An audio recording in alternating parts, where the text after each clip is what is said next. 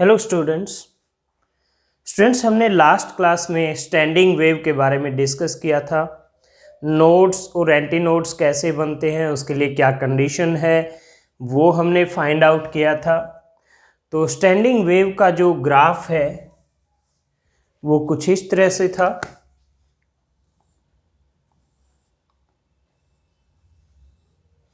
और ये दूसरी वेव जो इसके साथ सुपरपोज। तो ये जो पॉइंट है जहां पर जीरो एम्पलीट्यूड है, ये है, ये पॉइंट है, ये पॉइंट है, जहां जीरो एम्पलीट्यूड है उसको हमने नोड कहा था, और जहां मैक्सिमम एम्पलीट्यूड है उसको हमने कहा था एंटी नोड। एंटी नोड पे मैक्सिमम एम्पलीट्यूड होगी और नोड पर मिनिमम होगी। तो एक तो हमने ये किया था डिस्कस लास्ट क्लास में। अब स्टूडेंट नेक्स्ट टॉपिक पर जाने से पहले मैं आपको एक दो चीज़ें और रिमाइंड करवाना चाहता हूँ। आप ये पहले पढ़ चुके हैं, बस मैं चाह रहा हूँ कि थोड़ा सा रिवाइज हो जाए, क्योंकि नेक्स्ट टॉपिक में हम ये यूज़ करने वाले हैं। तो फॉर एग्जाम्पल हमारे पास जैसे ये है, ये क्या है? ये एक वेव की ग्राफ है जो साइन फंक्शन से हमने रिप्रेजेंट किया हुआ है। ये क्या है? ये साइन थीटा का ग्राफ है। तो ये एक वेव है जिसको हमने साइन फंक्शन से रिप्रेजेंट किया हुआ है। ऐसे ही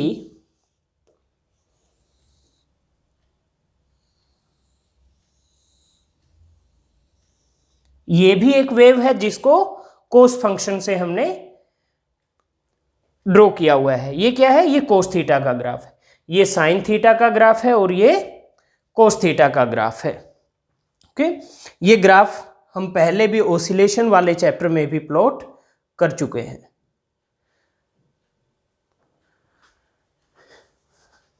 तो स्टूडेंट एक कंप्लीट ओसिलेशन इस साइन ग्राफ में कहां से होगी? यहां से लेकर यहां तक ये एक ओसिलेशन है, एक क्रस्ट एक ट्रफ। फिर इसी तरह एक क्रस्ट एक ट्रफ को मिला के नेक्स्ट ओसिलेशन यहां से यहां तक। ये पहली ओसिलेशन यहां से यहां तक, इसमें सेकेंड ओसिलेशन यहां से यहां तक। इसी तरह कोस में पहली ओसिलेशन यहां से शुरू हो रही है, ये एम्पलीट्यूड है इस टाइम पर, और यहां पर खत्म होगी। फिर दूसरी ओसिलेशन यहां पर क्योंकि जहां ए से एम्पलीट्यूड से शुरू हुआ है तो ए एम्पलीट्यूड से ही खत्म होगा। यहां पर वन ओसिलेशन जीरो से शुरू हुआ है तो जीरो पे खत्म। तो इसमें यहां तक एक ओसिलेशन होगी, यहां तक सेकंड होगी, इसमें भी यहां तक एक ओसिलेशन होगी, यहां सेकंड ओसिलेशन होगी। तो एक कंप्लीट ओसिलेशन में जो डिस्टेंस कवर कर रही है वेव, उसको हम क्या कहते हैं? उसको हम कहते हैं वेवलेंथ। उसको हम वेवलेंथ कहते हैं। तो यानी ये डिस्टेंस क्या है? लैम्डा। और इसी तरह से ये डिस्टेंस भी क्या है? लैम्डा। इसका जो हाफ है ये क्या हो जाएगा? यहां पर हाफ, ये क्या होगा? Lambda by 2। इसी तरह इसका हाफ क्या होगा? ये। ओके, तो कोस में ये जो यहां से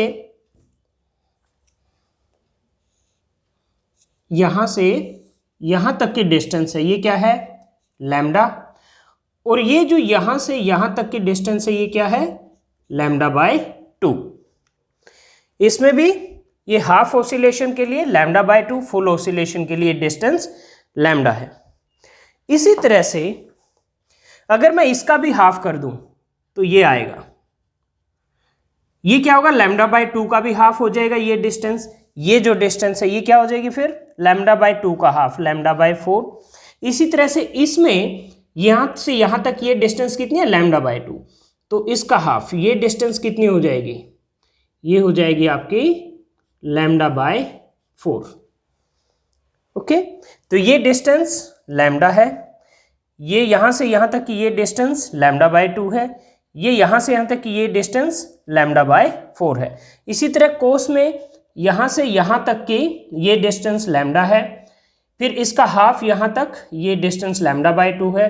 और फिर उसका भी हाफ ये डिस्टेंस λ/4 है। अब हम 3/4 लैम्डा और बताएंगे आपको।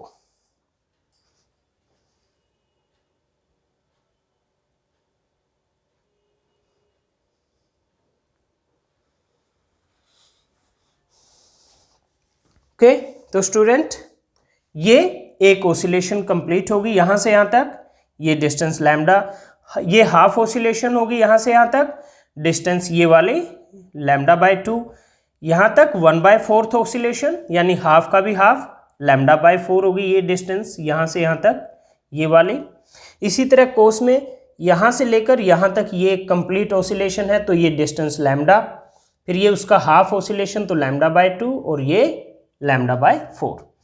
अब इसके और इसके बीच में, इस पॉइंट के और इस पॉइंट के बीच में, इस पॉइंट के और इस पॉइंट के बीच में ये लाइन बनेगी, तो ये है λ/2 और ये क्या हो जाएगा λ/2 का हाफ λ/4, तो ये कितना हो जाएगा यहां से यहां तक 3 λ/4, ये डिस्टेंस 3 λ/4। और इसमें भी इसी तरह से यहां तक ये जो डिस्टेंस होगी ये क्या हो जाएगी, मैं इसको ब्लू पेन से बना देता हूं, यहां से और ये यहां तक ये जो डिस्टेंस है ये क्या होगी 3 λ/4, ये डिस्टेंस 3 λ/4 होगी। क्योंकि नेक्स्ट टॉपिक में हमें इसकी जरूरत पड़ेगी इसलिए मैं आपको ये डिटेल में बता रहा हूं। ओके स्टूडेंट, ये शायद आपको लैम्डा नीचे लिखा हुआ नहीं दिखा रहा है, ये जो डिस्टेंस है यहां से यहां तक ये आपकी लैम्डा है, तो लैम्डा ये है, ये यहां से यहां तक ये लैम्डा है। ओके अब इसको आपको ध्यान रखना है और हम यहीं से आगे नेक्स्ट टॉपिक के लिए कंटिन्यू करते हैं। तो हमने लास्ट क्लास में डिस्कस किया था कि सुपरपोजिशन की 3 एप्लीकेशंस आपके सिलेबस में है। एक एप्लीकेशन है इंटरफेरेंस, दूसरी बीट फॉर्मेशन, वो आपने कर ली। तीसरी एप्लीकेशन है स्टैंडिंग वेव, तो उसकी जो बेसिक इक्वेशन है वो आपने लास्ट क्लास में डिराइव कर ली। फिर मैंने बताया था कि स्टैंडिंग वेव के 3 डिफरेंट एप्लीकेशन है फर्दर, यानी 3 अलग अलग सिस्टम में हम स्टैंडिंग वेव को स्टडी करेंगे। तो अब हम स्टैंडिंग वेव के लिए 3 अलग अलग सिस्टम को स्टडी करने वाले हैं। तो पहला है standing wave in a string fixed at both and. आपके पास एक स्ट्रिंग है और उसके दोनों एंड फिक्स है। तो फर्स्ट है standing wave in a string fixed at both ends. आपके पास एक स्ट्रिंग है और उसके दोनों एंड फिक्स्ड है। तो consider a string, consider string of length L मान लेते हैं, fixed at both ends, of length L fixed at both ends, जिसके दोनों एंड फिक्स है। अब अगर दोनों एंड फिक्स हैं, ये देखिए इस तरह से, मान लीजिए ये x = 0 है, ये x = L है, ये दोनों एंड अगर फिक्स है, ये मूव नहीं कर सकते, तो यहां क्या बनेगा, नोड बनेगा, 0 एम्पलीट्यूड बनेगा। ठीक है, तो nodes will be formed, nodes will be formed at both ends, दोनों एंड पर, इस एंड पे भी नोड बनेगा और इस एंड पे भी नोड बनेगा, चाहे जैसे मर्जी आपका स्ट्रिंग ओसिलेट करे, उसमें जैसे मर्जी स्टैंडिंग वेव बने। ओके, और speed of transverse wave in a string, ये आपने पढ़ा था v = √T/μ, T tension in the string था और μ mass per unit length of string. Speed of transverse wave in a string v equal to under root t by mu. v equal to under root t by mu. T tension in the string, mu mass per unit length of string. ये आपने पहले पढ़ा है, tension in string and mu mass per unit length of string.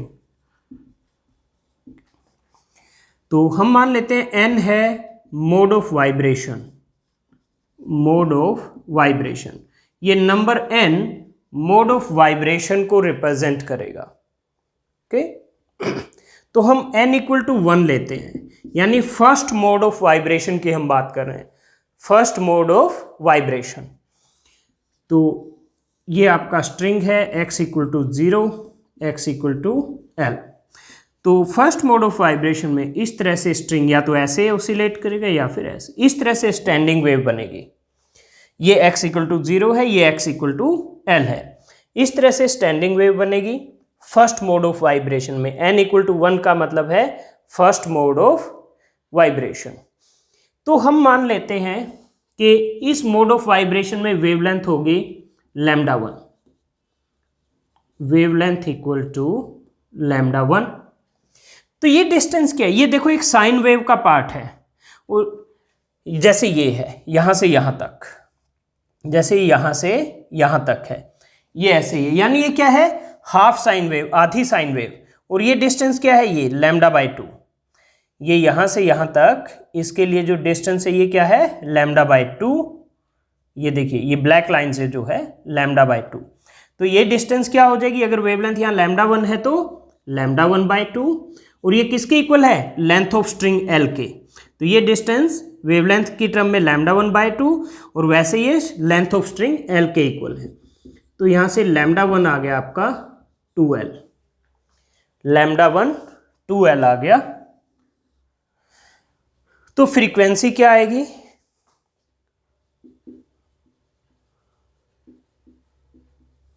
μ1 it is v/λ1, v है ये speed of transverse wave, λ1 ये wavelength है, तो ये हो गया v/2L, और इसको 1/2L, v की वैल्यू भी रख सकते हो आप चाहो तो √T/μ। तो ये है frequency of first mode of vibration, और हम इसको कहते हैं फंडामेंटल नोट और first harmonic. This is called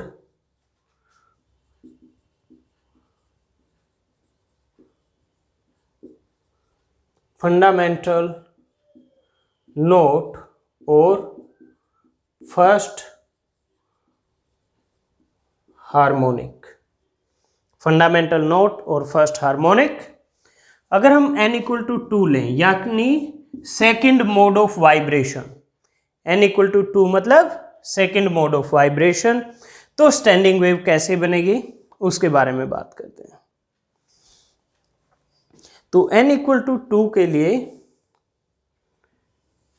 ये आपकी स्ट्रिंग है, x equal to 0, x equal to l। यहां पे तो नोट बनेगा, इन दोनों पे एंड्स पे तो लिखा है हमने notes will be found at ends. तो अब इस तरह से वेव बनेगी। ओके, अब ये क्या है, ये कंप्लीट साइन वेव है। अगर देखो तो ये देखिए यहां से यहां तक, इस तरह, जैसे ये है यहां से और ये यहां तक, यहां से और ये यहां तक, ये क्या है कंप्लीट साइन वेव है, वन ऑसिलेशन। और इस केस में ये जो डिस्टेंस है, जैसे कि इसके लिए यहां से यहां तक की ये डिस्टेंस क्या है, लैम्डा है। ये डिस्टेंस क्या है, लैम्डा। तो इस केस में अगर हम वेवलेंथ λ2 मान लें, तो यानी ये डिस्टेंस क्या है, λ2, और ये किसके इक्वल है, लेंथ ऑफ स्ट्रिंग के। तो हम यहां लिख देते हैं wavelength equal to λ2, let wavelength equal to λ2, तो λ2 इक्वल टू L। तो आपका फ्रीक्वेंसी μ2 हो जाएगा v/2L। लैम्डा 2, तो v बाई एल, इसको मैं लिख सकता हूँ twice of v by 2l, 2 से मल्टीप्लाई 2 से डिवाइड कर दिया। ये v बाई 2l क्या है, v बाई 2l है आपका μ1, तो it is 2 μ1, twice of fundamental frequency. Okay, तो इसलिए इसको, क्योंकि ये 2 टाइम्स ऑफ μ1 है, इसको हम सेकंड हार्मोनिक भी कहते हैं। ओके, तो दिस इज सेकंड हार्मोनिक, और इसको फर्स्ट ओवरटोन भी कहते हैं। दिस इज सेकंड हार्मोनिक और फर्स्ट ओवरटोन।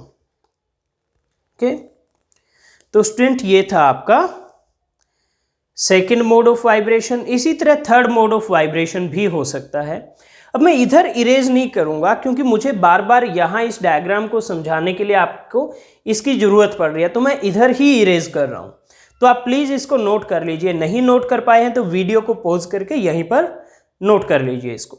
मैं इसको इरेज कर रहा हूँ इधर से।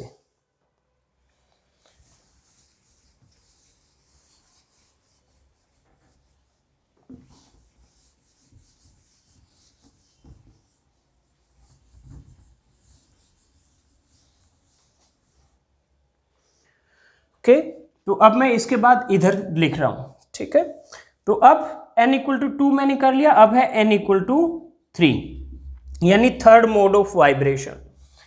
तो ये x इक्वल टू 0 है, ये x इक्वल टू l है। तो third of mode of vibration में इस तरह से आपकी स्टैंडिंग वेव बनेगी। तो ये डिस्टेंस कितनी है, यहां से यहां तक की ये लैम्डा है। ये देखिए यहां से ये एक कंप्लीट ऑसिलेशन, ये डिस्टेंस कितनी है लैम्डा, यहां से यहां तक की ये लैम्डा है। और ये इसका हाफ क्या होता है, लैम्डा बाय 2 होता है। ये जो ब्लैक से लिखा हुआ है, ये जो डिस्टेंस है एक हाफ ऑसिलेशन की, ये लैम्डा बाय 2।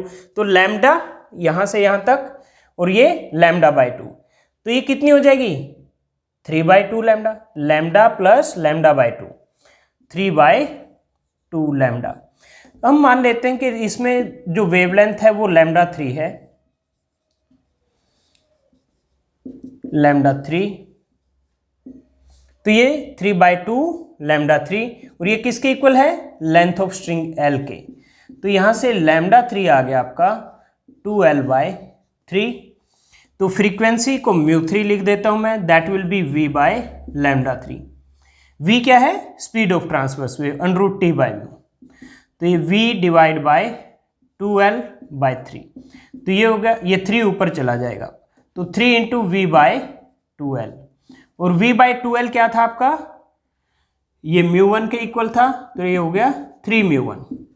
तो क्योंकि μ3 है 3 टाइम्स ऑफ फंडामेंटल फ्रीक्वेंसी μ1, तो μ3 को इसलिए हम कहेंगे थर्ड मोड ऑफ वाइब्रेशन और third harmonic. n equal to 3 third mode of vibration, और क्योंकि μ3 इज 3 टाइम्स ऑफ μ1 इसलिए हम इसको थर्ड हार्मोनिक कहेंगे। तो this is called third harmonic और सेकंड ओवरटोन। ये था सेकंड हार्मोनिक और फर्स्ट ओवरटोन। तो दिस इज कॉल्ड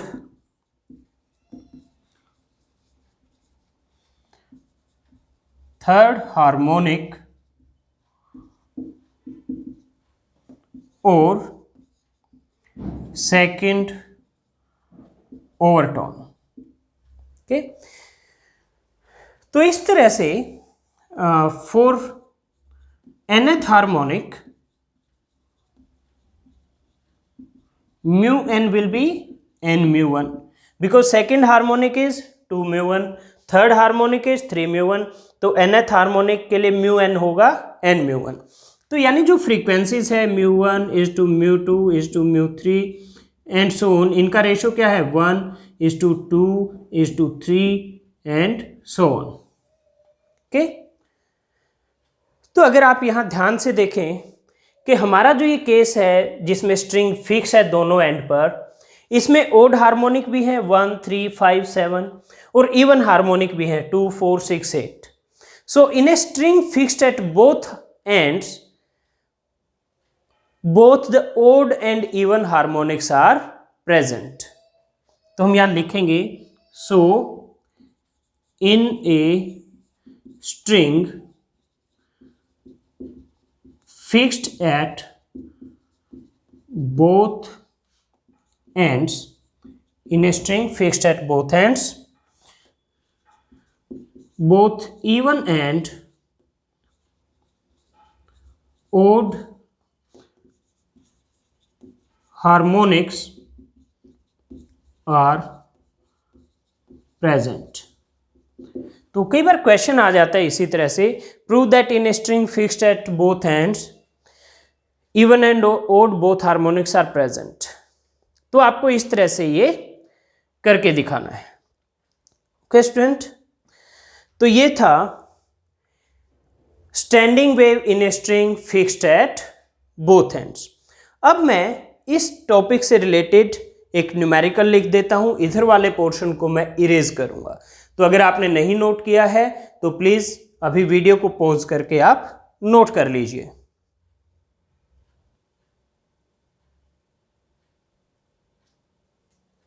तो स्टूडेंट मैंने आपके लिए क्वेश्चन लिख दिया है। क्वेश्चन है a stressed wire emits a fundamental note of 256 hertz. इसका मतलब है कि जो फंडामेंटल फ्रीक्वेंसी μ1 थी आपकी वो है 256 hertz. Keeping the stretching force constant and reducing length bye 10 centimetre the frequency become 320 hertz. Calculate original length of wire. कहता है फिर जैसे स्ट्रिंग टाइट था वैसे ही रखा, स्ट्रेचिंग फोर्स कांस्टेंट रखा और लेंथ स्ट्रिंग की कर दी 10 सेंटीमीटर कम। तो ये जो फ्रीक्वेंसी मिल रही है वो मिल रही है 320 हर्ट्ज। तो कहता है ओरिजिनल लेंथ निकालो। तो हम मान लेते हैं कि जो L है वो है original length of wire. Okay, और frequency V by 2L। V है स्पीड ऑफ ट्रांसवर्स वेव। तो फर्स्ट केस में आपका म्यू की वैल्यू है 256 हर्ट्ज। ओके, तो ये 256 equal to V by 2L। और दूसरे केस में म्यू की वैल्यू है आपकी 320 हर्ट्ज। कब? जब आपकी L की वैल्यू 10 सेंटीमीटर कम हो गई, यानी L माइनस 10 हो गई। ये है इक्वेशन नंबर 2।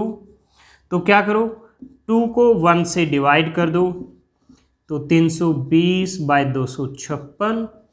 और इसमें क्या होगा, सब कुछ कैंसिल आउट हो जाएगा, सिर्फ बचेगा आपका ये V कैंसिल आउट हो जाएगा, 2 कैंसिल आउट हो जाएगा, सिर्फ L बाय L माइनस 10 बचेगा। L by L minus 10। 64 से ये कैंसिल आउट हो जाएंगे, ये 4 आ जाएगा, ये 5 आ जाएगा। तो ये आपका आ गया 5 by 4 equal to L by L minus 10।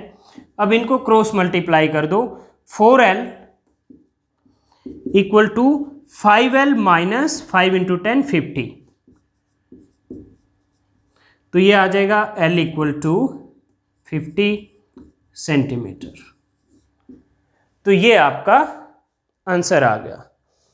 तो स्टूडेंट ये थी एक एप्लीकेशन ऑफ स्टैंडिंग वेव। इसी तरह हम 2 एप्लीकेशन और करेंगे। तो वो दोनों एप्लीकेशन मैं नेक्स्ट वीडियो में कर रहा हूँ। तो जैसे ये वीडियो ख़त्म होता है आप नेक्स्ट वीडियो साथ के साथ देख लीजिए। उसमें ये डायग्राम आपको बना बनाया मिलेगा कि मैं इसको इरेज नहीं करूँगा। ओके, और यहाँ इसको मैं इरेज करके रखूँगा और नेक्स्ट वीडियो में यहाँ से मैं सेकंड एप्लीकेशन आपके लिए स्टार्ट करूँगा। तो अभी ये वीडियो मैं बंद कर रहा हूँ। तो जैसे ये वीडियो मैं कंप्लीट करूँगा प्लीज़ नेक्स्ट वीडियो इसके साथ ही देखिए, सो दैट तीनों एप्लीकेशन स्टैंडिंग वेव की आप एक साथ कर पाओ।